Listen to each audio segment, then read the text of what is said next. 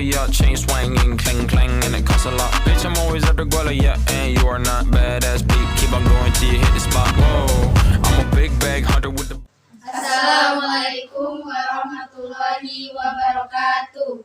Jadi di sini kelompok 1 akan menjelaskan tentang proses, pengertian, dan contoh dari siklus daun nitrogen.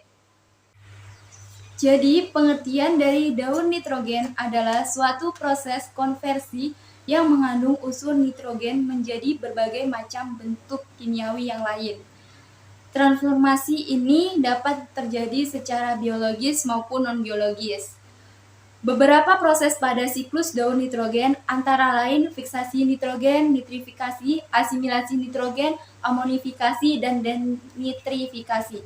Jadi yang pertama adalah fiksasi nitrogen. Fiksasi nitrogen adalah proses perubahan nitrogen dari atmosfer menjadi amonia. Nah, yang kedua ada nitrifikasi. Nitrifikasi adalah proses oksidasi biologis anemia dengan oksigen menjadi anonium, kemudian nitrit dan diikuti oleh proses oksidasi nitrit menjadi nitrat.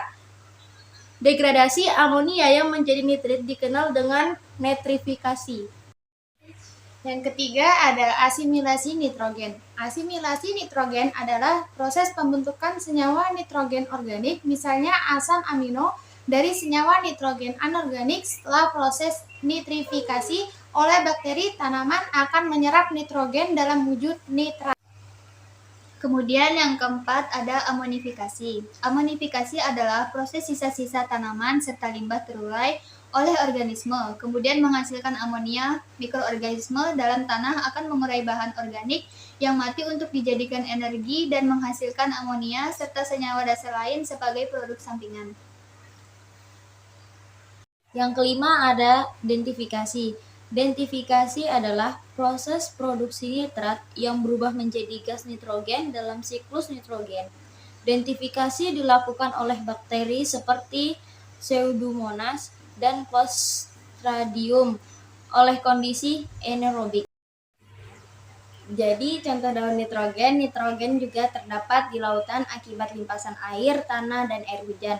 Nitrogen sampai ke laut dan melalui proses presipitasi, kemudian mengalami fiksasi yang dilakukan oleh bakteri Cyanobacteria.